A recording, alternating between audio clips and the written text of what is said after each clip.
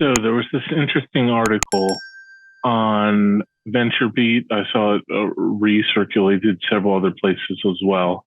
So it's one of those syndicated articles by Tim Keary, where the 31 CISOs share their security priorities and predictions for 2023. And there are a bunch of notable CISOs in here: Microsoft, Google Cloud, Phil Venables from there, AWS, etc., making predictions for the year. And a lot of them are straight up real. I will share the link to this article for you. I'll probably give you a little share screen to kind of show you what it looks like here, but for probably copyright reasons, there's not a lot of reason to keep it going there. But stop share. All right. So security predictions for 2023. Why is it important? Well, it's kind of a trend. Every security exec, security leader does predictions for the following year. It seems like what people are doing.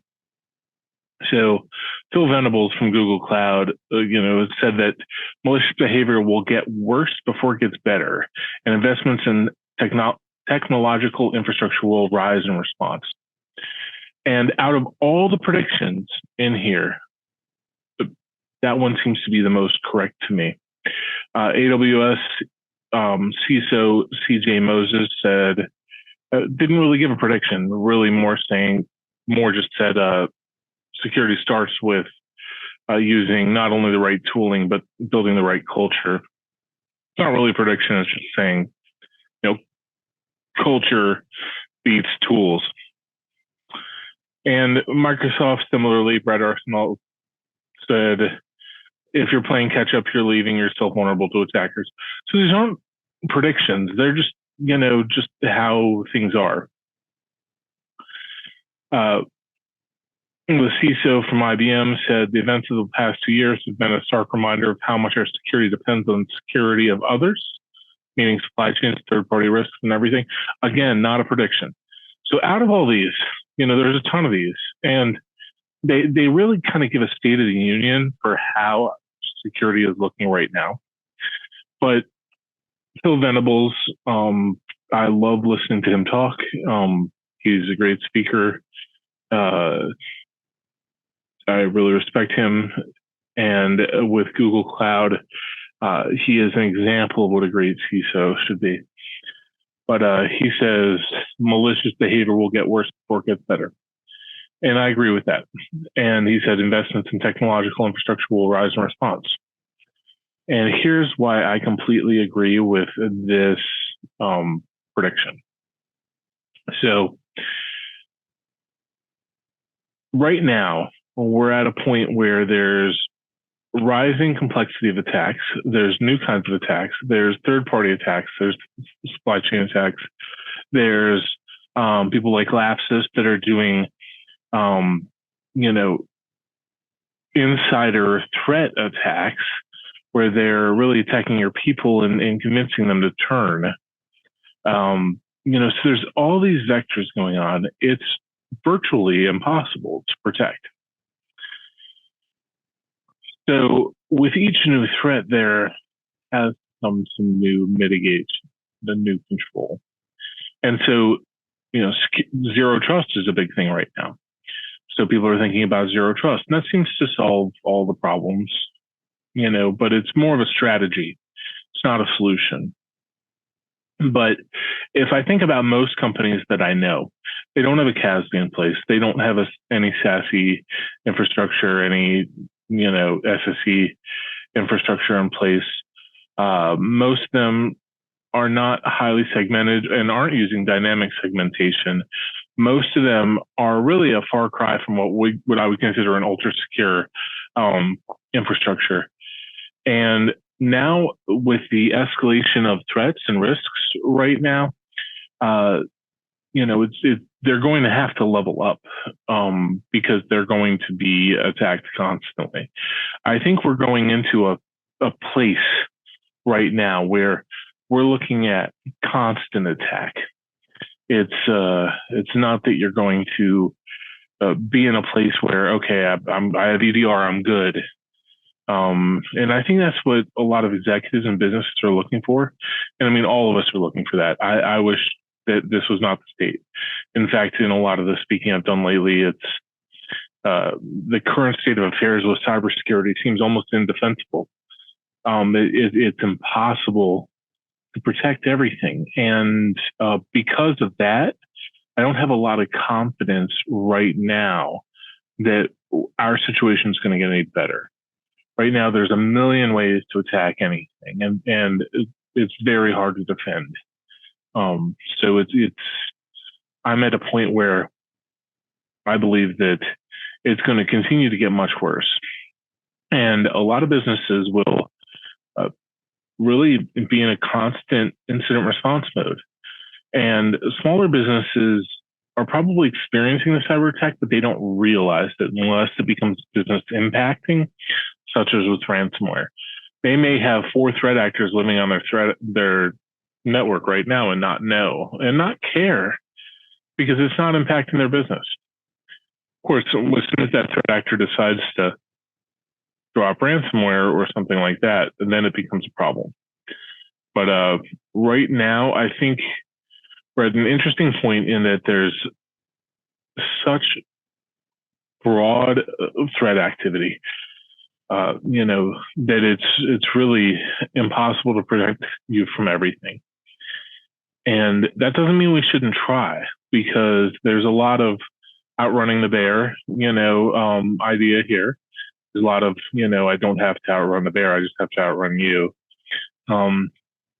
Concept with security. But even beyond that, there's a concept that's of defense in depth, that if I'm putting enough roadblocks in front of the attacker, he's going to get discouraged, and it's not worth his investment or her investment to figure out how to attack. Lately, they've been taking the easy way.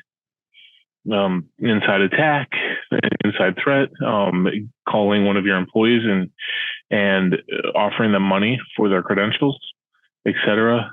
That is really the vector of attack that is really scary right now, that is everywhere.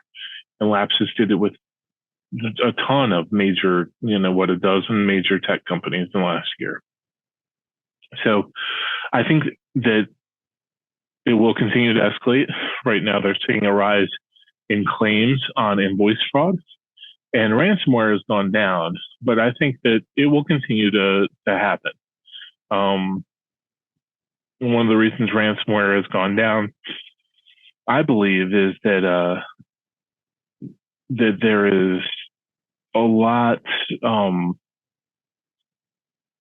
of fear in the threat actors about going after the big targets.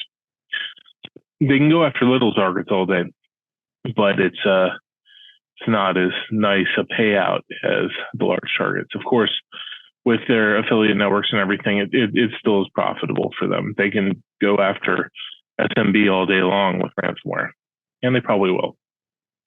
But larger companies are looking at Lapsus style attacks, data breaches, things like that. And then there's nation state activity. So there's this whole other thing that is just, it's building pressure right now. It's okay, we have, China, North Korea, Iran, Russia. We have a lot of kind of opponents here that have decent cyber capability for fighting us, in addition to the cyber criminals and cyber terrorists. So there's a lot going on, so it'll continue to increase. Now, where businesses are going to get tripped up is, like I was saying, they're wanting a fix. They're wanting saying, okay, well, if I get EDR, does that cover me? No, it doesn't. If I get XDR, does it cover me? No, it doesn't. If I get a new firewall, does it cover me? No, it doesn't. If I implement zero trust, you can't really implement zero trust. It's more of a strategy, like I said. But you can get there. You can kind of aim towards zero trust and I'd say it's almost asymptotic. It's I don't know if you can get to a perfect zero trust, but it's uh, using those design principles, yes, and using the cyber resilience design principles like MITRE CREF, in addition to zero trust. I think you can get to a comfortable place. But is there a lot of work investment in that? Yes. Is any company there right now? No. Like nobody is where they need to be. So yeah, I think we're just at a point where we're going to continue to see a lot of pain.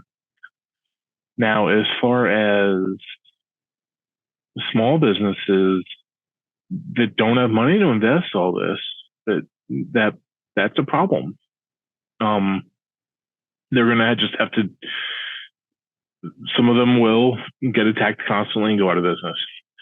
Some of them will, do their hygienic stuff and the things that they can afford, and they're just hedging their bets. And those ones will probably survive. They have EDR, they have firewall. They may not have complete MDR, may not have a SOC backing them up, but they're keeping up to date on their updates. They're using proper password hygiene, stuff like that. They don't have anybody to apply like CIS hardening. It might be a 50-person company or less, but they're doing their best to stay secure. Given limited budget, they're investing in firewall, investing in endpoint, investing in in hardening their passwords and their policies, and they may not be able to harden machines themselves. But I think so we're going to have a couple different lines there on SMB, and I think SME is going to be similar. It's larger companies, enterprises is where we're going to see kind of a bigger striation, and we're going to see where larger companies don't want to invest in cybersecurity are really going to be in trouble.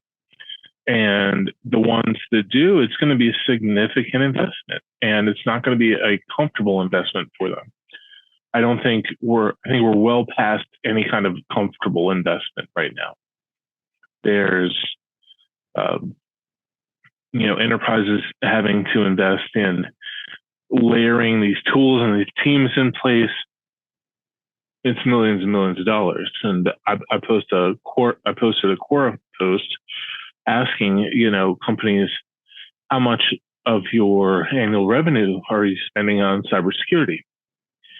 And the people are like, well, there's no hard and fast rule. It's just all over the place. But I think we're going to see increased percentages where you may spend 1% of your annual revenue on cybersecurity. It might be 3% next year. It might match IT's budget, that kind of thing. So it may increase dramatically in the next year.